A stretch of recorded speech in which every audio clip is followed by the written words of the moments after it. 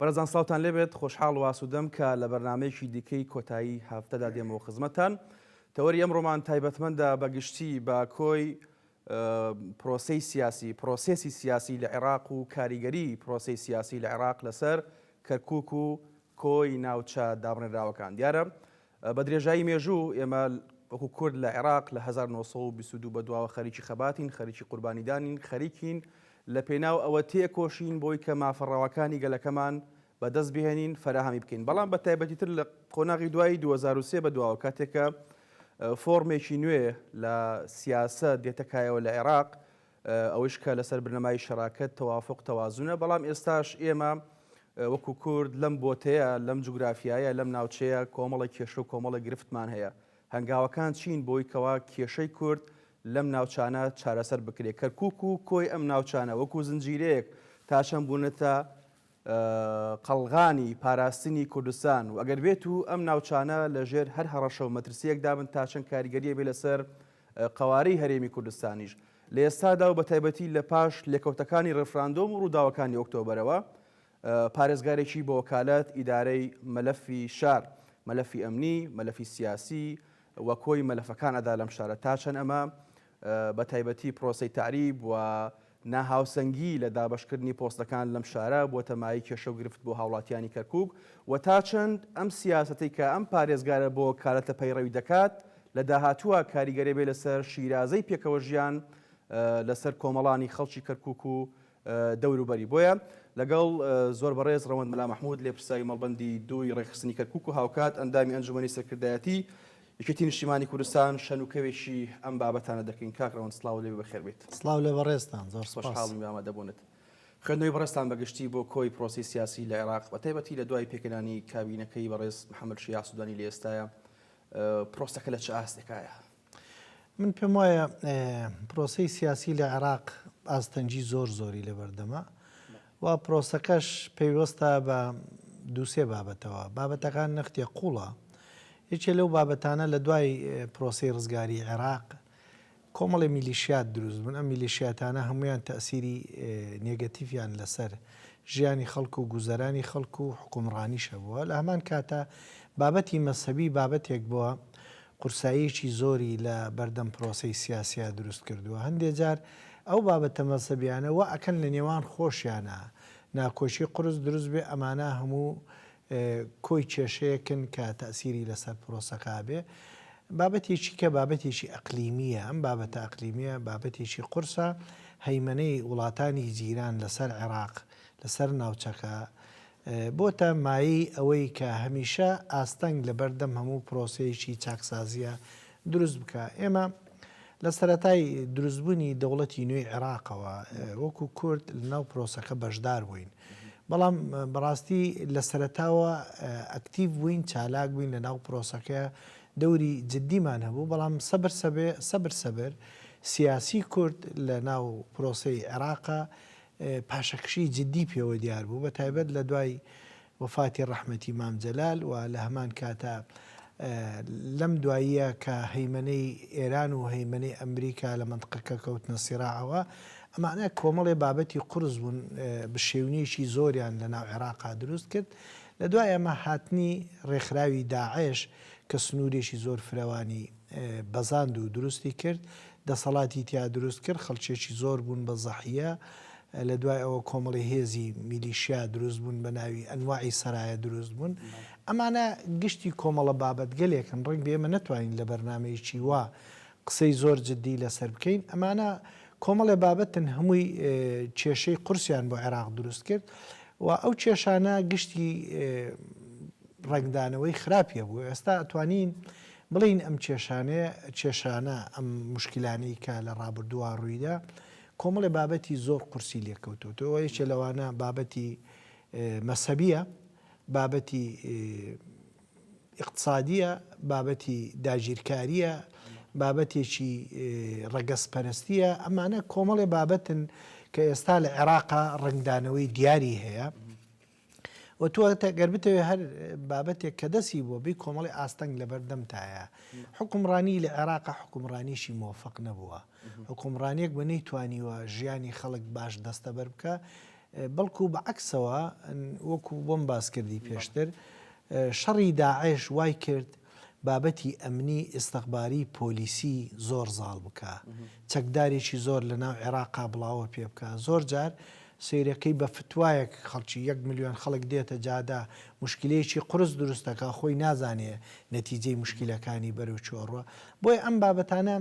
هەموو بابەتی ئاستەنگن دیارە ئێمەش لە وڵاتێک ئاژین ناوی عێراقا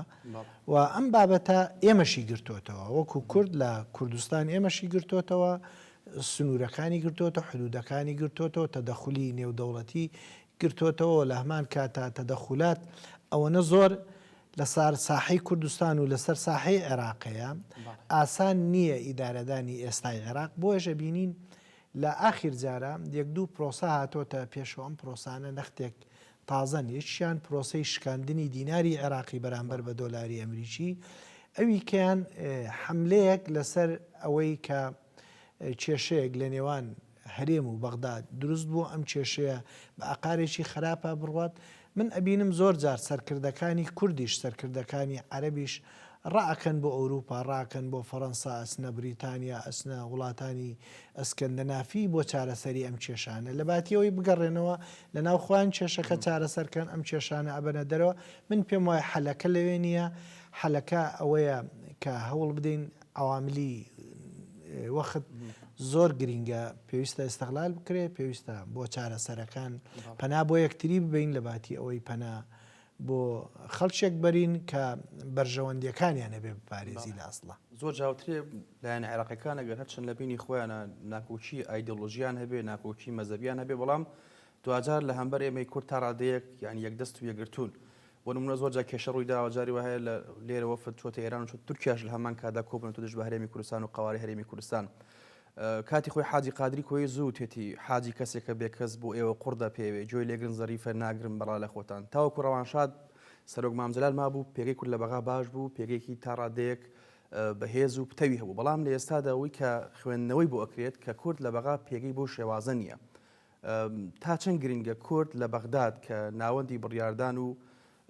سنتەری گەڕانەوەی بۆ هەموو بڕیارە چارەنووسازەکانی تایبەتمەند بە ئێمەی کورد یەکگرتوو بێت تەبابێ بۆی کە پێگەیەکی باشی هەبێت لە بەغداد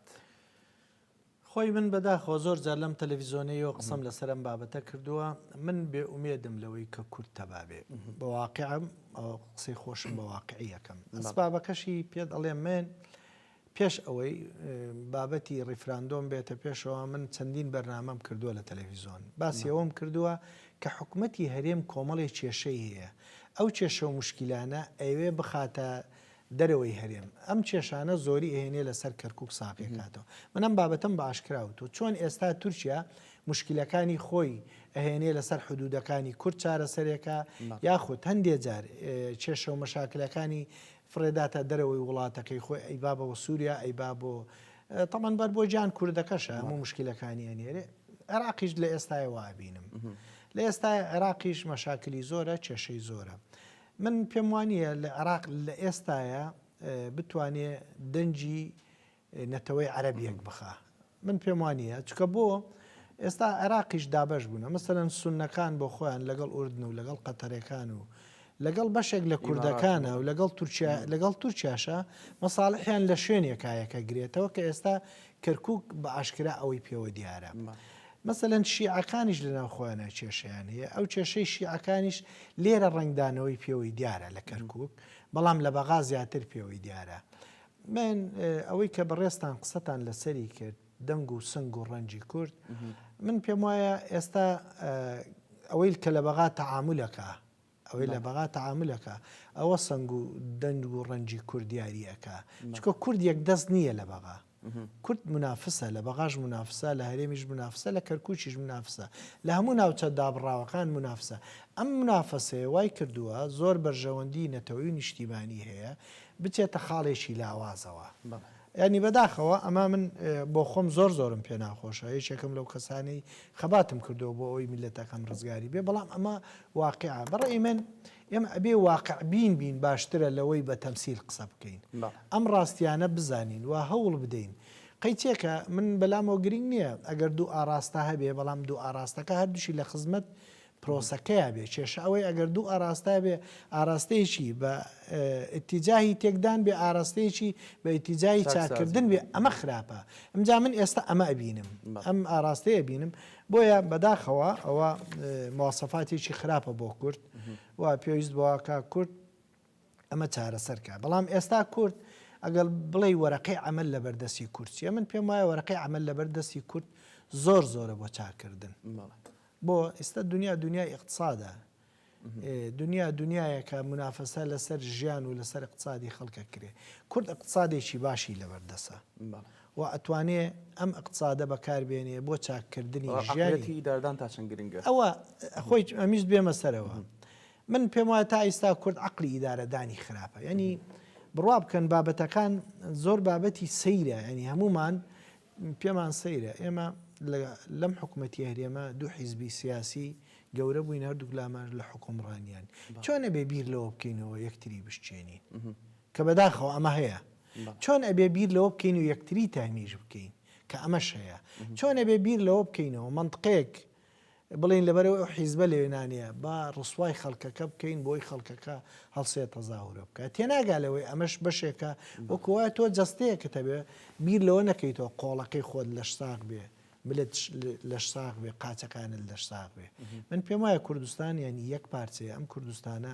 ئەبێ بۆ عقلێتە بپارێزرێت کە بەداخەوە ئەو عقلێتە تا ئەم دقەیە غایبە کاکڕەوەند دووا بڕیارە کە هەڵبژاردننی ئەنجومەنی پارێزیەکان ئەنجام بدرێەوە بەڕێوە بچێت کورد بە تایبەت یانی یەکێتی و پارتی و کۆی لایەنە کوردستانەکان تا چەند لە کەرکووک لە ئامادەباشیەوەدان کە بۆ هەڵبژاردن بە هەگبەیەکی پڕەوە بە بەرنامە ڕێژێکی باشە و بەشداری بکەن چکە زۆر جارۆک دەوترێ هەڵبژاردننی ئەنجومەنی پارێزیەکان سەنگی مەحەکە زۆر جاهانێ بڕیاری ناوخۆی هەیە درێت لە ئەنجومەنی پارێزگا درێت بۆیە تا چەند گرنگە ئێمەی کورد وەکو لایەن یەکەمی ئەم شارە لە هەڵبژاردننی ئەنجومەنی پارێزگاش دەنگێ باش بەدەستبێنی بەتاکید بابەتێکی مەسیریە کاڵێن بابەتێکی مەسیریە ئێمە لە بەردەم پرۆسەی تعریبین پرۆسەی تعریب پرۆسەیەکی خەتەرە زۆر قورسە بۆیە زۆر گرنگە ئێمە بۆ ئەنجومەنی پارێزگا لە ئیستەوە کاری جدی بکەین و ئێمە کارمان لەسەری کردووە خۆڕێخستنەوەمان کردووە و بەردەوامیشە بین لە خۆڕێخستنەوە ئەو حیزب و لایەنە سیاسیانەی کە لە کەرکووکن لە کوردەکانە 14 حیزبی سیاسی هەیە ئێمە لەگەڵ ئەم حیزبانەیە چەند جارێک کۆبووینێتەوە لەسەر ئەمانە قسەی جدیمان کردەوە و خۆڕێخستنەوەمان هەیە بۆی لە داهاتووە بتوانین هەمومان چکە قانونی انتخاباتیش ئەگۆڕێ کە قانونی انتخابات گۆڕا ڕنگ بێ ئەو کاتە کورد بتوانێت یەک لیستی هەبێ قەیچێکە هەموو ئەوانەی کە حەزابی سیاسین ئەتوانن لەنا ئەو لیستەیە ئەسپی خۆیان تاو بدەن نوێنەرایەتیان هەبێ بچەن دەنگ بە نوێنەرەکەی خۆیان بدەن ئەو کاتە کەس گلەیی لەسەر ئەوی دیکە نامینی ئێمە لە یەکێتی نیشتیمانی کوردستان چاوەڕێی ئەوین ئەو قانونی انتخاباتە تەصدیق بکرێ و بخرێتە بواری جێبەجێکردنەوە چکە تا ئێستا مؤشرەتەکان وایە کار پارێزگایەک یەک بازنی هەڵبژارد نەبێ بۆیە لەو کاتانەیە دەنجی کوردیش نافەوتێ دەنگەکان وەکو خۆی دێ هەموو حیزبێکی سیاسی ئەگەر ئەم 14 حیزبەش بەشداری بکەن هەریەکەی بە نوێنەرێک ئەتیادیە بەڵام هەریەکە ئەبێ نوێنەری خۆیان هەبێ و کار بۆ سەرخستنی نوێنەرەکەی خۆیان بکەن ئەو کاتە دەنگەکان گشتی ئەچێتە هەکبەی کوردەوە ئەو کاتە کورد ئەتوانێت ئێستحقاقی انتخابی خۆی بەدەست بێنێ و دەنگەکانی نەسووتێ ئێمە لەسەر ئەم بابەتە زۆر پێمان خۆش هەمومان بەیەکەوە بین و بەڕاستی لێشن ناشارمەوە تا ئەم دقەیە هەندی حیزبی سیاسیە بەس شەڕی پۆستەکە بەس شەڕی بەرژەوەندی حیزبیەکە من پێم وایە ئەوە خراپە ئەبێ ئەوە خراپە و ئەبێ ئێمە بۆ کەرکووک هەرچەند پێشتریش زۆر جار قسەمان لەسەرم بابەتە کردووە کە ئەچینە مەیدانی انتخاباتەوە من لەگەڵ ئەوەی ئەم سیراع ململانی هەمومان لە ناوی قایمەیە بیکەین قەیچێکە من سیراعەکەم بۆ کەسەکانی خۆم تۆ سیراع بکە بۆ حیزبەکەی خۆ دە و سیراع بکە بۆ حیزبەکەی خۆ منافسین بەڵام دژمن نین نا منافسین لە ناو یەک قایمەیە قەیچێکە کە تۆیان کردو بە نوێنەری خۆی حیزبێکی سیاسیە کار بۆ سەرخستنی تۆکە ئەمە حەقیشی ڕەوایە بۆیە ئەمە ئەگەر بۆ عقلێتە بیر بکەینەوە لە داهاتووە ئەتوانین سەرکەوتنی گەورە بەدەستبێنین ئێمەش پلانمان هەیە و پلانی جدیشمان هەیە ئەنجومەنی پارێزگا بە نسبەت کەرکووکەوە کاریشی مهم و جدیە و چکە ئێمە لە دوای لێکەوتەکانی ڕیفراندۆم و تعزیبی زۆرمان خوارد لە کەرکووک بەڵام لەوەش مهمتر ئەوەیە مقاومەتمان کرد لەگەڵ میلەتەکەی خۆمان ماینەوە خاکەمان بۆ کەس بەجێ نەهێشت بڵین وڵا ئێمە لەم حکوومەتە ناڕازینەم شارە بەجێ دیێڵین ئێمە شتی وامان نەکردووە شاری خۆمانە خاکی خۆمانە ئەوانی کە بەجیان هێشتووە ئەوانە لە دەرەوەی ئەم بابەتەن چۆن تەکبیری حاڵی خۆیانەکەن ئێمە پێمان باشەوە حەزی شەکەین هەموو حیزبە سیاسیەکان بێن لە کەرکووک مارەسەی سیاسەتی خۆیان بکەن مارەسەی کاری خۆیان بکەن بۆی لە داهاتوە پێکەوە بتوانین سەرکەوتن بۆ میلەتەکەمان بەدەست بێنی باشە پرسی دانانی پارێزگارێکی کورد بۆ ئەم شارە زۆری خایەن بەڕاستی ینی خەڵکی لە دوای ڕووداوەکان یاخود لێکەوتەکانی ڕفراندۆمەوە زۆر چاوەڕوانی ئەو بکەوە پارێزگارێکی کووردا بندری بۆ ئەم شارە مانگ دوو مانگ ساڵ تێپەڕی چەندین ساڵ تێپەڕی تاوەکو ئێستاکە پارێزگارێکی کورد دانەندراوە ڕەنگە ئێستاکە لایەنە عەرەبیەکانیش بڵێن کە کورد ڕەنگە خەتای خۆی بێت تا ڕادەیەک بە حکمی کەوانی و ماڵی خۆی یەک نییەوەی گرتوونیە وی کە پارێزگارێک دابنێت کەواتە ئەم پرسە لە ئێستاە گەشتۆ بەکوێ ئەمە یەکێ لە پرسە گرنگەکانە لە تەشکیلی حکوومەتی محەممەد شیع سوودانی هەموو لایەنە سیاسەکان لەسەر ئەم بابەتە ڕەمان هەبووە قسەمان هەبووە تەوقعیشمان هەیە تەمەنم بابەتە لەم ڕۆژانە ئەگەرێەوە ئاگدار بن لە ئەنجومەنی وەزیران بڕیاری گۆڕینی 4 پارێزگار درراوە بن بەجددی نازانم باوە خۆی بڵێم ئایا پارێزگاری کەرکووک شیتایە بەڵام بە قەنەعەتی من تایەتی ئەم بابەتە ئەمینێتەوە ئەوەی لایەنە سیاسەکان لە کەرکووک چۆن لەسەر ئەم بابەتە کارەکەن چکە بۆم باس کردی پێشتر ئەو ئیسیفافانی کە ئێستا لە کەرکووکە دوو بەرە دروست بووە بەرەیەکیان ئەوانن کە دیفاع لە کەرکووکەین و ئەمانەوەی کەرکووک بۆ ئاراستەیە بەرەیەکی کە لە شوێنی چکەیە لەگەڵ ئێمەیانە تا ئەم دەقەیەکە گفتوگۆەکەین من نازانم کە بێتە سەر ئەوەی پارێزگارێک بۆ کەرکووک دابنین ڕێی بە تایبەت پارتی نازانم ڕێی چییە چکە پارتی ئەزانێ ئیستحقاقیەوان نییە بەڵام زۆر جاریش کێشە لەسەر ئەم بابەتە دروستەکە کێشە دروستەکە بۆی دەستکەوتێک بێت چکە لە بەغاژ ئێستا خەریکی ئەوی شانن خەریکی ئەوەن کۆمەڵێ داواکاریان هەیە خۆیان لێرە نین داوای پۆستەکەن لە کەرکووکە ئەمانە هەمووی هەیە من بە ئومێدم ئەوانیش بە عەقڵێکی کوردانە بیر بکەنەوە لە کەرکووک و ئێمە بین لەسەر تاوڵەیەک دابنیشین بۆ ئەوی ئەمە پێک بێنین و من پێم وایە ئێمە نابێت لەسەر ئەم بابەتە یەک ئۆپشنمان هەبێ پێویستە چەند ئۆپشنێکە بێ بۆی هەموو چکە هەر کورد تەسیری نییە لە کەرکووک تورکمانیش تەسیری خۆیە عەرەبیش تا حدێ تەسیری خۆی هەیە بۆیە بێ چەند ئۆپشنێکە بێ بۆ چارەسەرکردنی ئەم کێشەیە چکە ڕاکان جبووری جێگیری پارێزگارە و بە وەکالەتیشەوە بۆ وەکالەت لە هەمووی عێراقا نەماوە بۆیە ئەمەش پێویستی بە چارەسەر هەیە بەڵام نازانم کەی و چۆن بەڵێ زۆر جار کاتێک کە برادرانی پارتی دیموکراتی کوردستان دەڵێن کەوا کەرکووک داگیر کراوە بەڵام لە هەمان کاتدا لە بەغدا و لە مووسڵ پۆستی خۆیان مافی خۆیان وەردەگرن لە کاتێکدا ئەم پارێزگارە بۆ وەکالەتیکەوە ئێستا هەیە خۆی ئەندامی حزبێکەکەوە لەگەڵ پارتی و سەدرەکان هاوپەیمانە بەڕاستی ئەکەواتە لە بەغدا تا چەند کار کراوە بۆ نمونە کاتێک ئەگەر کەرکووک داگیر کراوە و ئەم پارێزگاری کە هەیە پارێزگارێکی داگیرکەرەوە بە زۆر سەپێنراوە ئەی مادەم بۆچی لەگەڵی هاوپەیمانن یاخود کە هاوپەیمان بۆچی کار لەسەرەوە ناکرێتەوە بگۆڕدرێ پارتی حیزبێکە هەمیشە لە ڕاگەیاندنەکانیان قساکە لە عەمەلا قسەیشی کاکە بە تایبەت لەسەر کەرکووک من پێم وایە ئەوان ڕێیان زۆر زۆر خراپە بۆ باوەڕیان بە خەڵکی کەرکووک نییە تۆ سێری ئەوە مەکان دێم و چەخۆریان هەیە دێن لەم لاولۆلا حەملەی دیعایەکان مەشاکل دروستەکەن کێشە دروستەکەن بەڵام ئەی منیش لەوە ئەو پرسیارە لە لای هەموو کوردێکەیە تۆ لە بەغا لە حکومڕانیە بەشداریەکەی دێی لە پەرلەمانی شا بەشداریەکەی دێی بە خەڵکەکەی خۆتەڵی دەنگم بدەرێ دێی داوای پۆستەکەی لەکرد خۆ شەقان عەبدوڵڵام و ڕۆژێ لە دایرەکانە سوڕێتەوە داوای پۆستەکە بەڵام لە هەمان کاتاڵی کەرکووک داگیر کرا باشە کە کەرکووک داگیرکراوە داوای پۆست نەکرد ڕۆژێکێ لە ڕۆژنامەوانەکانیان بە منی وتی کاکڕەوەند پارتی لە کەرکووک هیچ پۆستێکی نییە وتم هیچ پۆستێکی نییە وتینە وتم ئیستا کوڕم هەر لە ناو مۆبایلەکەی منە 16 پۆستیان هەیە لە کەرکووک ئەوان لە بەغا ئێستا شەڕە پۆستیانە لەسەر کەرکووک ئەوان نایڵێن ئێمە کۆمەڵی پۆستی شەیە پڕی بکەینەوە خۆشیان پڕی ناکەنەوە ئەنی ئەمانە گشتی کێشن جا بۆیە من وتم زۆر گرینگە هەموو حیزبێکی سیاسی ڕوئیایەکی هەبێ ڕوئای ئێمە بۆ کەرکک دیارە ئێمە باشکراوتمانە کەرکک بە شارێکی کوردستانی ئەزانین کۆمەڵێنە تەوەشتیای ئەژێ و ئێمە لە کەرکوچین و دیفاعیش لە کەرککەین ئەمە ڕوئای یەشێتی نیشتیمانی کورسانەوە دیفاع لە دەستکەوتەکانی کوردیشەکەین و باوەڕشمان و ئێستحقاقی انتخابی خۆمانەیە دیفاعی لەکەین بەڵام ئایا حیزبێکی سیاسی ئەجندایشکەی لە پشتەوەیە کارێکیکەی لە پشتەوەیە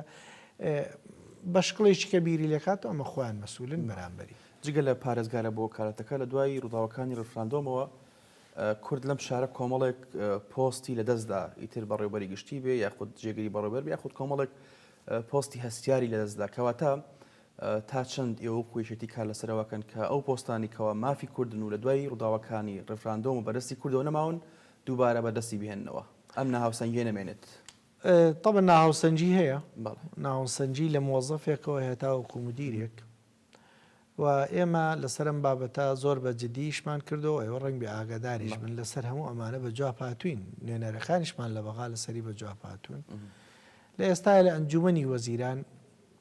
نووسراوێک هاتووە تعمیم کراوە بۆ هەموو دایرەکانی دەوڵەتی و ئێمە متابعەشەکەین لەلایەن نوێنەرەکانیشمانەوە متابعەکەین بە هیچ جۆرێک هیچ جۆرە نەقلکردنێک لە شارێکەوە بۆ شاری کەرکووک قبول ناکرێت ئەمە بۆ عەرەب بۆ تورکمان بۆ کوردی ژوایە ئەوانێشی کە نەقل کراون وەکو تعریب ئەبێ بگەڕێنرێنەوە ئەمە نووسراوی سەرۆک وەزیرانە بۆ دایرەکانی دەوڵەت هاتووە تعمیمش کراوە ئێمەش خۆمان ئیشمان لەسەری کردووە تعمیم کراوە بەنسبەت پۆستەکانەوە لژنەیەکی تەوازن دروست کراوە ئەم لژنەیە هێشتا دەست بەکار نەبوو بەڵام بڕیارەکەی دەرچووە دوێنێ پێرێ ڕاکانجبوری ڕیسالەیەکی ناردووە بۆ هەموو دایرەکانی دەوڵەت بۆ ئەوەی نەتەوەکانی بۆ دیاری بکەن ئەو خۆی ئەزانێت نەتەوەکان ئەمە تەوازنی تیانە بەڵام ئێمەش متابعەوەکەین لە کەم دایرەی دەوڵەتیە ڕێژەکانمان بە جۆرەی خۆمان نەبوو داکۆچی لەسەرەکەین بەڵام لە ئێستا ئەمە بە ڕسمی کاری لەسەر کراوە بەڵێ ئەم هەنگاوانی کە پارێزگاری بەوە کارەت عینێت تا چەند کاریگەری بێ لەسەر ینی شیرازەی پێکەوە ژای نێوان پێکاتەکانیش بۆ نمونە چکە خۆمانەزانین لەگەر لە ڕووی دەرونیشەوە ئینسان کاتێککە لە مناڵی و لەسەر بابەتێکی فکری ئایدۆلۆژی پەروەردەیەکی دوجار ڕەنگە معدنەکەشی باش نەبێ بۆ داهاتوو کەواتە ئەم کارکردنە وردە و دژایەتیکردنی کورد بە تایبەت ڕۆژێک قایمقام بۆ داقودانی ڕۆژێک بۆ نمونە مدیر عامێک لا ئەدات لە پۆستەکەی ڕۆژێک کتابێک دەرەکە سەعات 11 12 ڕەنگە خەڵکیش لە شنی خەوا بێت ئەمانە چ کاریگەریەک هەبێت لەسەر شیرازەی پێکەوە ژیانی نێوان پێکاتەکانی کەرکووک بەتاکید عقلێتێکی شۆڤینی ڕەگەسپەرستی لەسەر پارێزگاری بە وەکالەت زاڵە و چواردەورەکەشی موئەهلن بۆ ئەوەی دەفعی بکەن بۆی ئەم مەشاکلانە دروستکە زۆر جار لەسەر ئەم بابەتانە بڕیاری دەرکردووە بڕیارەکان لە نیوەشەوە دەرەکە لە کاتی تەواوبوونی دەوامیان دەرێکە بەڵام ئێمە هەموو ئەو بڕیارانە بەرەو ڕووی وەستاوینێتەوە و بەشێکیشیمان پێی هەڵۆشاندوێتەوە عقلێتی ئەم پارێزگارە ئەم عقلێتەیە بەڵام لە ئێستا دیارە زەخت و زۆری ئێمەش لەسەری بەردەوامە و قبولیشی لێ ناکەین تو ئەگەر ببینی لە ئێستاە فەرقی هەیە لەگەڵ ساڵێ پێش ئێستاە و ئێستا هەند کۆمەڵێ بابەت هەیە ئەویش ئەوێت لە پۆستەکەی بمینێتەوە کە ئەوێ لە پۆستەکەی بمینێتەوە لەلای ئەوێ عەرەب لە خۆی ڕازی بکە بۆی دەنجی بدەن لەلای ئەوێ کوردەکان ڕازی بکە ئەوەندە زەختی لەسەر نەکەن لەلای ئەوێ تورکمان ڕازی بکە بەڵام ئیسیفافی کورد و تورکمان لێک نیزیگە و ئیسیفافی شیعەی عەرەبی شیعەی تورکمانی لەگەڵ کووردا لێک نیزیگە و ئەوانیش ئەو قەنەعەتیان لا دروست بووە کە ڕاکان نەیتوانیوە ئیدارێکی باش بدا نەشی توانیوە هەموو لایەنەکان لە خۆی ڕازی بکە و نەشی توانی و اقتصادی شارەکە وەکو پێویست جێبەجێ بکە بەڵێ سەبارەت بە کۆبوونەوەکەی یۆنامی حزب لایەنە سیاسی کوردستانەکان کە لەگەڵ یۆنامی کۆبوونەوە ئەم کۆبوونەوە هیچ ئەنجامێکی بێت و بۆ داهاتووی کەرکووک چ ئاماژەیەکمان پێڵێ دیارە یۆنامی لێرە چاودێرن بەڵێ چاودێرن ینی جگە لەوەش بەڵام راپۆرتی خۆیان هەیە بۆ چوونی خۆشیان هەیە یۆنامی سەرەتا تەلەفۆنیان بۆ من کرد داوایان لێ کردین وتیان ئێمە ئامانوێت لەگەڵ نوێنەری حیزب و لایەنە سیاسیەکانە لە کەرکووک کۆبینەوە ئێمەش لەگەڵ هەموو حیزب و لایەنە سیاسیەکان قسەمان کرد دوای ئەوان پرسیشیان کرد یۆنامی وتیان پێتان چۆنە ئەگەر پارتیش داوت بکەین وتم وڵا زۆر زۆرمان پێ باشە حیزبێکی کوردیە و بابێ دیفاع لە کەرکووک بکە بابێ دیفاع لە دەستکەوتەکانی میلەتەکەمان بکە. هەموو حیزب لایەنە سیاسیەکان چوون لەوێ دانیشتن تەبەن بە ڕاشکاوانە لەسەر ئیدارە قسەیان کرد لەسەر باری سیاسی لەسەر باری ئابووری لەسەر ژیانی خەڵک لەسەر بابەتی ئەمنی لەسەر خزمەتگوزاری شاری کەرکووک لەسەر ئەم بابەتانە هەموو قسە و گفتوگۆی جددی کرابوو نوێنەری پارتیش لێ بوو ئەوان وابزانم باسی ئەویان کردبوو کە مقڕەکانیان داگیر کراوە مقڕەکانیان بدەنەوە و باسی کۆمەڵێ لەم بابەتانیان کردبوو بەڵام بەعام کارێکی باش بوو و بینینی وێنامی من بە شتێکی باشی ئەزانم. باشە کاکراوند لە ماڵی سەرۆک مامجلال لە بەغداد ئەوە ڕاگەیەندراکەوە هەنگاوەکان دووبارە بۆ جێبەجێکردنی مادەی 140 دەست پێ دەکاتەوە و دادگای فیدرالیش ینی مادەی 140 بە مادەیەکی زیندوو ناوەزەند کردووە کەواتە جێبەجێکردنی مادەی 140 تا چەند گرنگە بۆ کەرکووک و کۆی ناوچە دامڕێدراوەکان. خۆی مادەی 140 ئستحقاقێکی ئینسانەکانە کە لەم منطقانە بە زۆر دەرکراون ئستحقاقی ئەو ئینسانانەشە کە بە زۆر هێنراون ئەمە بابەتە بیستە بە سیاسی کراوە بەداخەوە و مادەی 140 مادەیەکی دەستوریە ئەو بڕیارە کە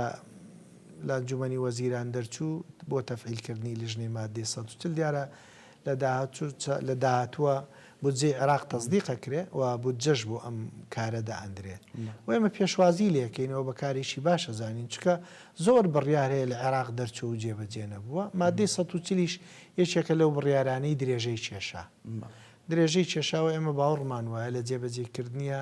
کورد و تورکمان سوودمەند دەبێت چکە کاتی خۆی پرۆسەی تعریب کورد و تورکمانی گرتوێتەوە و ناحەقیتیایە بابەتی مافی مرۆڤ پێشێل کراوە بۆیە من پێمان وایە جێبەجێکردنی کارێکی باشە و من سوپاسی ئەو برادەرانەش مەکەم کە لە بەغدا وەکو تیمێک کاریان لەسەر زیندووکردنەوەی یاخود نەک زیندووکردنەوە کاریان لەسەر ئەوە کرد کە لیژنەکە دەست بەکار بێ بۆ جێبەجێکردنی مادەی 140. بەڵێ هەر سەبارەت بە دادگای فیدرالی ئەگەر لە ڕابردوودا زۆر باسی پەرلەمان و حکوومەت بکرایەوە نە باسی دادگای فیدرالی ناکرا بەڵام لە ماوەکانی ڕابردوو بۆ کۆمەڵێک پرسی هەستیار ینی باس لە دادگای فیدرالیە کرێەوە تا سەبارەت بە بودجە و داهاتی هەرێمی کوردستانە دادگا قساکات کەواتە دادگای فیدرالی لە ئێستادا بە بۆ چوونی ئێوە چ ڕۆڵێک ئەجێڕێ لە یەکلایکردنەوەی کەیسەکان لە یەکلایکردنەوەی دۆسیەکان لە چارەسەرکردنی کێشەکانی عێراق. دادگای فیدرالی عێراقی هەموو عێراقا مەفروض وایە عەدالەتی قانونی سیاسی ئیداری کۆمەڵایەتی بپارێزێ بە قەناعەتی من دادگای فیدرالی عێراق پێویست بەواکە لەسەر هەموو بابەتەکان بەجواب بێ مەسەلەن چۆن لەسەر بابەتی بودجە بەجواب دێ ئاوا لەسەر بابەتی مادەی 140 شاقە بەجواب بێ لەسەر زەویە زراعیەکان پێویستە بەجواب بێ لەسەر ناوچە جێناوەکان پێویستە بەجواب بێ ناکرێ هەر لەسەر ئەو بابەتەی کە خۆیان پێویستیانە بە سیاسی بکەن لەسەری بەجواب بێن بۆیە لە ئێستاە ئەم کێشانە کێشەی بینی ناوچە دابڕێنراوەکان و عێراقەیە کێشەی هەرێم و کێشەی عێراقەیە کێشەی خودی عێراق لە ناو خوانە لە نێوان مەسەبەکانە هەیە کێشەی سوننە و شیعە هەیە ئەم کێشانە بەشێکی زۆری بە سیاسی کراوە و پێویستە ئەمانە چارەسەر کرێت چکە ئەگەر ئەم کێشانە بەردەوام بێ لە نەتیجەیە خەڵکی عێراق دەرێری گەورەی تیاکە و من پێشم وایە دادگای فیدرالی باڵای عێراق ئەم دادگایە ئەبێ زیاتر بچێتە قوڵاییەوە چکە یەکێک لەوانە مەسەلی کۆمیسیۆنە کۆمیسیۆنی عێراقا کۆمیسیۆنی هەرێمە یەکێ لەوانە ینی زۆر بابەتی گرینگەیە کە پێویست بۆ کاتە دەخولی تیا بکەن. بەڵێ سەبارەت بە حکوومەتی هەرێمی کوردستان زۆر جارگەسە لەناو بازار پیاسێکە یاخود گەڕی زۆر خەڵکی گلەی لە حکوومەتی هەرێمی کوردستانەکەکەوە بۆ کەرکووک و خانەقین و کۆی ئەم ناوچان ڕەنگە شتێکی ئەو تۆی نەکرد بێ کەواتە حکوومەتی هەرێمی کوردستان تا چەند گرنگە درک بۆ بکە کە چارەنووسی حکوومەتەکە بەندە بەم ناوچانەوە ئەم ناوچانەکە بێت و لەژێر هەر مەترسیەکە بێت کەواتە مەترسی بۆ سەر حکوومەتی هەرێمشە بێت تا چەند گرنگە زیاتر و باشتر و چاکتر بەدەم خەڵکی ئەم ناوچانە بێن وە کۆی کێشەکانی ئەم ناوچان ئەگەر 100% نەبێت 170 بۆ 80 هەرەسەر بکرێ. خۆی حکوومەتی هەرێم واقعەکە بێت تێبگا کە بەداخەوە جۆی خۆی کار کردووە حکوومەتی هەرێم نەهی بنەماڵەیەکە نەهی حیزبێکە نەهی لایەنێکە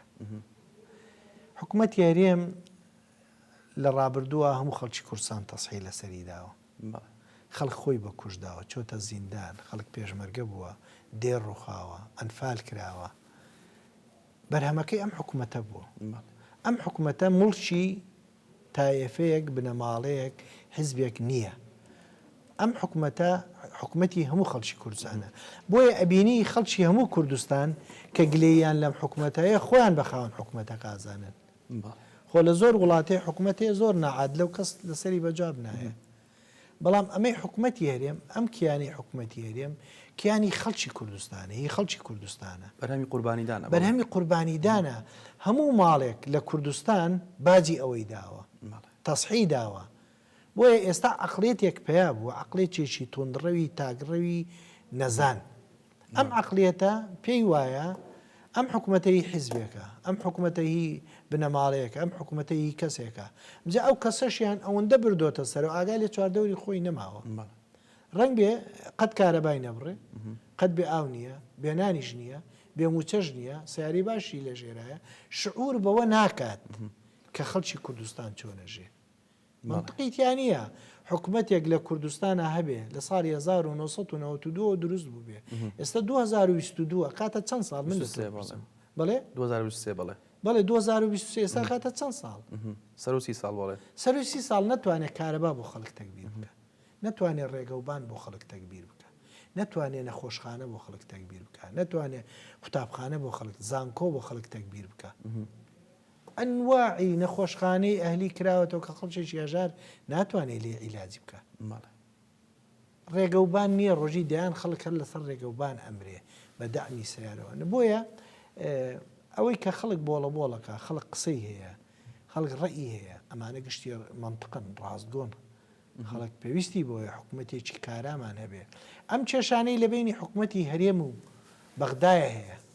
ئەم کێشانە بۆ دروست بوو خۆیمە بگەڕینەوە بۆ ئەوی بۆ دروست بوو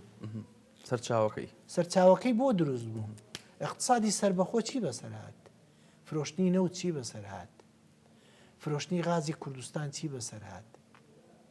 یخۆ خەڵگە بێ لەمە بپێچێتەوە بنەماڵەیەک سواری تیارابێ ئەچێ بۆ تورکی عەقدێکە سواری تیارابێ ئەچێ بۆ وڵاتێکی کە عەقدێکە ئەو ناکرێ حکومڕانی وان نییە حکومڕانی ئەوەیە خەڵکی کوردستان گشتی تیا بەشدار بێ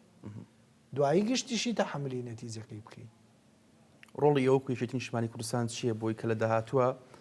ئەنی ببنە بەربەستێک لە هەمبەر ئەمانی کەوا لە ئێستادا یاخود لە ڕابردووە ئەنجام درا و لە ئێستاشدا ئەنجامە درێت تا چەند بنە بەربەستێک و بە شێوازێکی یاسایی و سیاسی و ئیداریش ئەم کێشانەی کە هەن لە هەرێمی کوردستان چارەسەر بکرێن و بۆی کە تەئسیریش لە کەرکووک و ناوچەکانی دیکەش نەکا خۆی کارکردن بۆ چاکردنی ژیان و گوزارانی خەڵک کەرچی کات دەستی پێ بکەی درەنگ نییە زۆر جار من جۆم لە خەڵکە بێ ئەڵێ یەکێتی نیشتیمانی کورسان درەنگ دەستی پێ کرد یەکێتی نیشتیمانی کورسان درەنگ مووقفی دەربڕی دیارە یەکێتیش کۆمەڵی کێشەی ناوخۆیی هەبووە مشکلی هەبووە کێشەی هەبوو من پێم وایە بۆ چارەسەرکردنی ئەم کێشانە نابێ هەر یەکێتی بە تاقتەنیا بێ بە تاقتەنیا بچێتە مەیدان پێویستە حزب و لایەنە سیاسەکانی کە هاوکار بن چکە ئێستا بۆ نمونە لە زۆنی سەوزە ئێستا بۆتە زۆنی سەوز و زەرد لە زۆنی سەوزە لە ١٠٠ چلی حکومڕانیەکە بەدەستێکێتیەوە نیە لە ١٦ بەدەستێکێتیەوەی بۆیە ئەو چ لەژە ببێتە پاڵ شەستەکە و ناڕازی بێ لەسەر واقعی کە هەیە کە واقعیکی خراپە هەموو مناڵێکی کورد ئەزانێ ڕەنگ بێ لە هەندێک شوێنە خەڵک لەبەر زەبر و زەنگ و سزن و لێدان و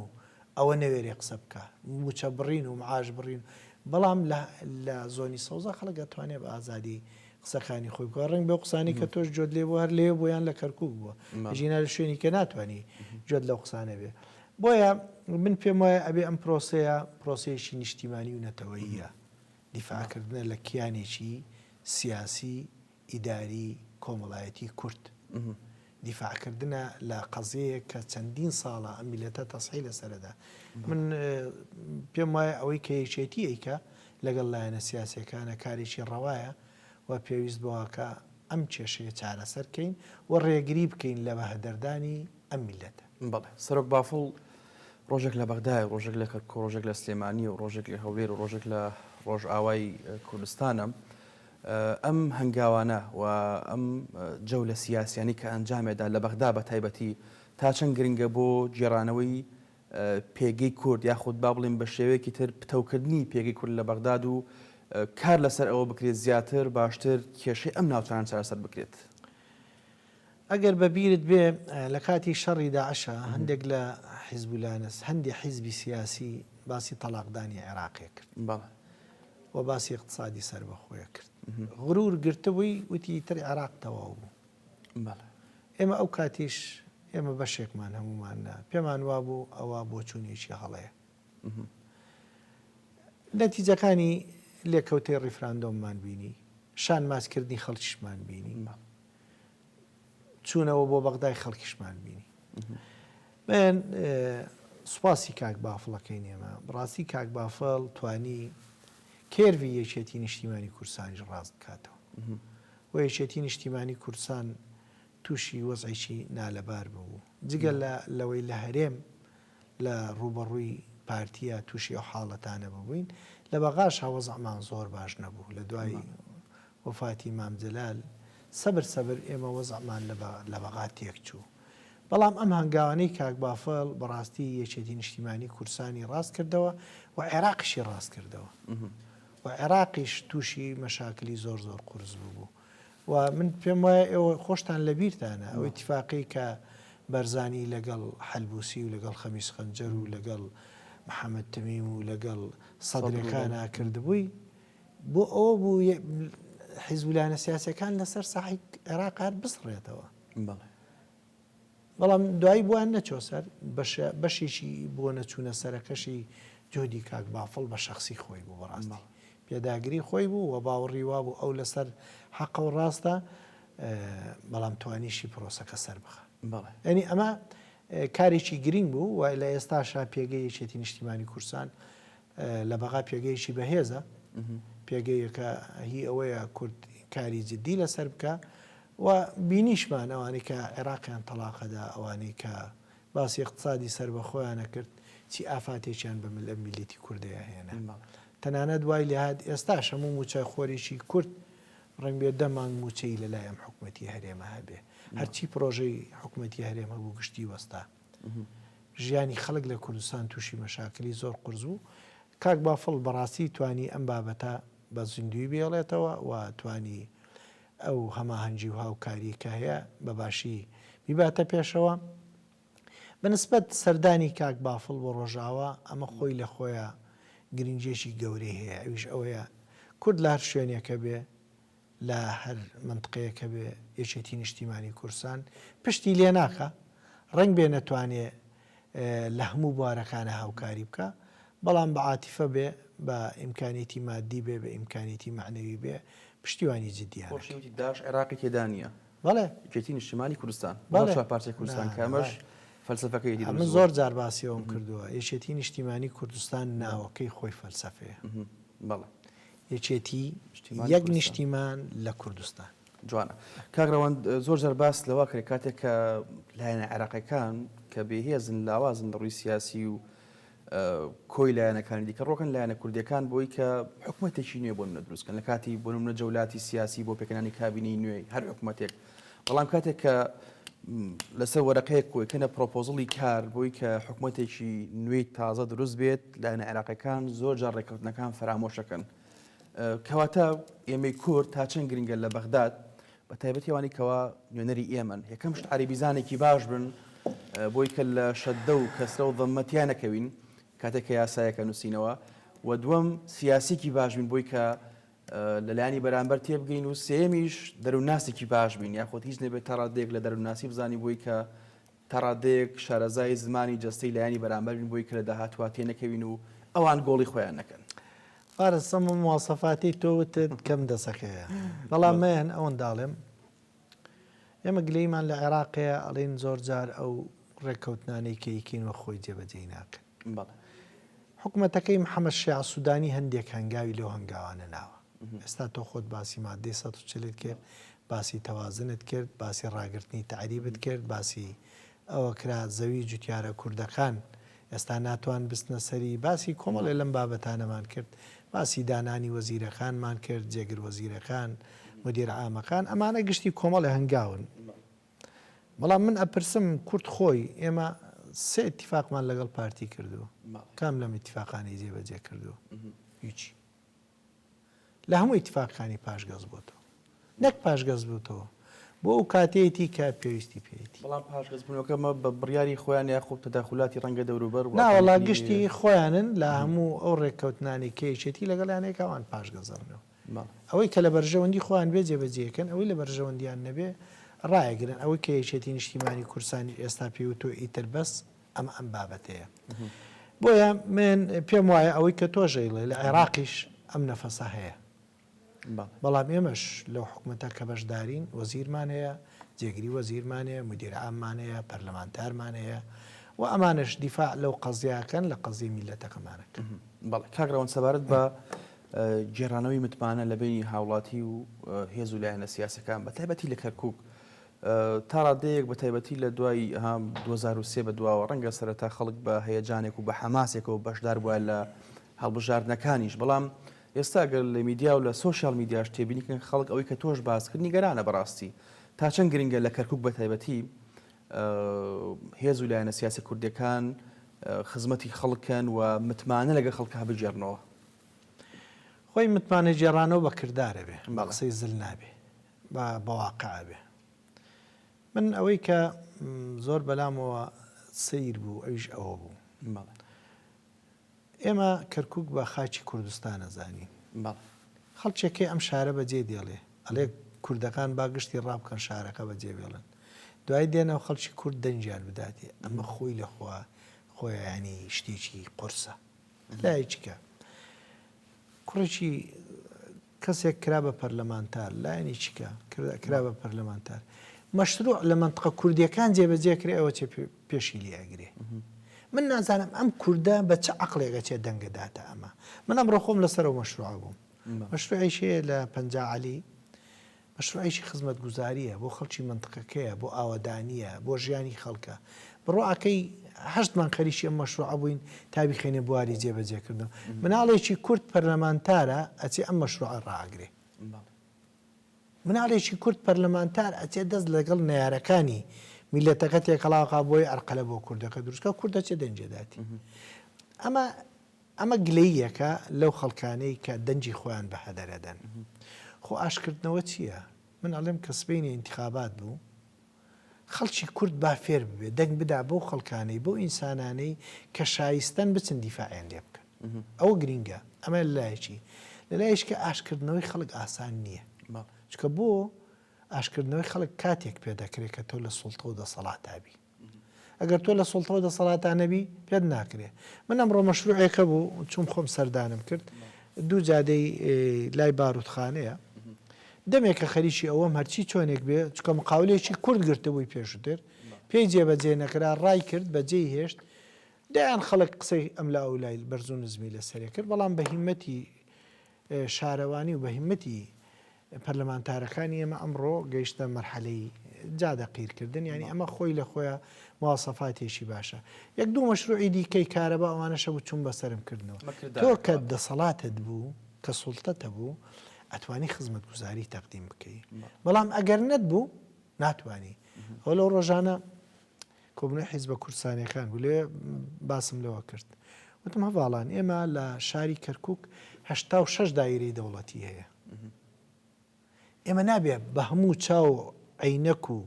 کامیرەمان تەرکیزمان لەسەر یەک دایرە هەبێ، ناکرێ. ئەبێ تەرکیزمان لەسەر هەموو دایرەکانی دەوڵەتە بێ. تۆ نابێ بەس بڵێ لەبەر ئەوەی فارس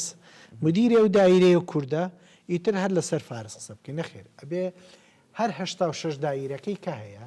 هەمووی دایرە خزمەت گوزارین خۆ بۆ دروستکراوە کە خزمەتی خەڵکی شاری کەرکووک بکە. ئێمە ئەبێ تەرکیزمان لەسەر هەموو دایرەکانی دەوڵەتیە بێ. من پێم وایە ئاشکردنەوەی خەڵک ئاوا ئەکرێ، ئاشکردنەوەی خەڵک بەکردارەکرێ. من ئێستا لە بەردەمێم تەلەڤیزۆنی تۆڵم، ئەم حکوومەتی هەرێمە ماوەی 10 ساڵە چەند مامۆستای تاین کردووە، چەند موانسی تاین کردووە، چەند دکتۆری تاین کرد، چی کردووە؟ 10 ساڵە 10 ساڵ چی کردووە؟ لە کاتێکا ساڵانە هەزاران دەرچوشمان هەیە. بەڵێ چی کردووە؟ ڕۆژێکیان لەسەرم تەلەڤیزیۆنی ئێوە باسی ئەوم کردبوو وتم بە هەموو حکوومەتی هەرێم بە قەدێمەی نەکردووە بۆ کۆمەڵبەندی کەرکک برادێت تعلیقی دابوو توێ ئەی بۆ منیش تعین ناکە ئێوتم ئەوش کوردە بابێت تەقدیم کا قەیچێکە جوانە. کاکراوەندە خۆش بە سپاسەکەین لە کۆتاییەگەر سەرنجێک خاڵێک مابێت لە یادمان چوو بکەین خۆشەکە باسی بکەیت. من بە ئومێدم ئەم ئومێدە قورسیشە من بە ئومێدم کوردێک دەست بێ و بە ئومێدم ئەگەر کوردێک دەستیش نەبێ کوردی کەرکوچی دەنگ بدەن بۆ ئینسانانی کە ئەتوانێت لە داهاتوە خزمەتیان کە مەبەستە مەر حیزبی سیاسی نییە ئینسان هەیە ئەتوانێت خزمەت تەقدیم کە ئەتوانێت خزمەت پێشکەش بکە دڵی بە شارە کاستێ لەگەڵ خەڵکەکەی خۆی ئەمینێتەوە خەڵکی شێدێت پۆستەکەت لێ وەرەگرێ بۆ خۆی بۆی دەرەچێ حەقا ڕەچاوی ئەم بابەتە بکرێت من بە ئومێدم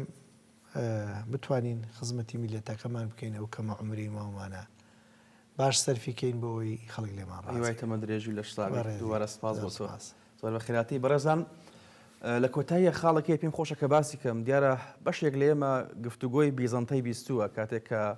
ئیمراتۆرەتی ڕۆمانی بەو عەزەمەتەی خۆیەوە کە لە ئەستەمبوڵی ئێستا یاخۆ تورکیای ئێستا باڵا دەست بوو کە پێی دەوترا بێزەنتە لەو کاتێ ئەو کاتە زانایان و هەموو خەڵکی و کۆمەلگایە و سیاسەکان و باڵا دەستان خەریکی گفتوگۆی ئەو بوون کە ئاخۆ هێلکە لە مریشکە یاخۆ مریشک لە هێلکەیە لە کاتێکە دەوڵەتی عوسمانی بە بەردەوام لە کۆی سنوورەکانە و هێریشی هێنا بۆ ئەم ئیمراتۆرێتە بەڵام ئەوان خەریکی ئەم گفتوگۆیە بوون و تاوەکو لە داهاتووە یاخود لە ماوەیەکی کووردا دەوڵەتی عوسمانی ڕوویکردە ئەو ناوچانە و بە سەرپەرشتی محەممەد فاتح گەشتە ئەستەمبوڵ و کۆی کڵێساکان و کۆی ئەوانی کە تایبەتمەند بوون بە ئیمراتۆرەتی بێزەنتا گۆڕدرا بۆ کۆمەڵک بابەتی دیکە و لە کاتێکە لەیان پرسی چۆن واتوانیت بە شێوازێکی وە ئاسان بێزەنتە بکەیتەوە یاخود ڕزگاری بکەیت وتی ناکۆچی نێوان ئەوان و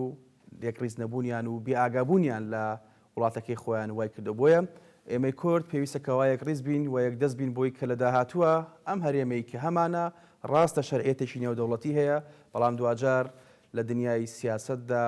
بەشێکی زۆر لە وڵاتانی زلهێست لە ژێر ڕەچاوی وتەکەی مێکاڤێلی ئاسا ئامانج پاساوی ڕەفتارە یاخود ئەلغایە توبەڕ الوەسیلە لە پێناو ئامانجەکەی خۆیان هەموو ئامرازێک بەکارهێنن بۆیە هیوادارین کە هەمووانێک دەست بین و یەکگرتوو بین بۆی کە کوردستانێکی ئارام و سەقامگیرمان هەبێت و ئەم کەشتیە بگەینین با کەنارێکی ئارام هەموو لاکتان شاد و کامەران بن ماڵاوە.